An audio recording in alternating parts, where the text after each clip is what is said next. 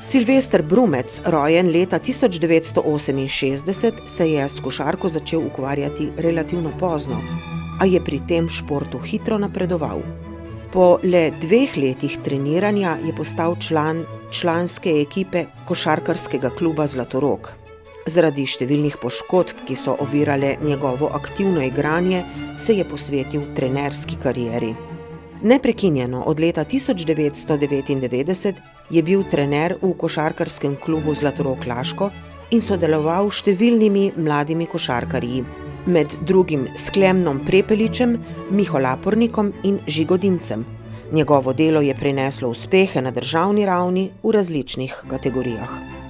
Poseben dosežek je zabeležil z generacijami, rojenimi od leta 2003 do 2006, kjer je ekipa 2004-5 osvojila 2. mesto. Ekipa letnikov 2005-6 pa je v lanski sezoni 2022-23 postala državni prvak v kategoriji U18.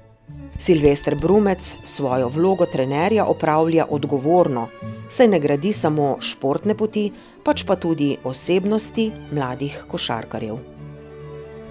Sigurno sem vesel te nagrade in vesel tudi, da so v Laškem prepoznali, da vse te moje delo z mladimi v vseh teh letih ni bilo zaman.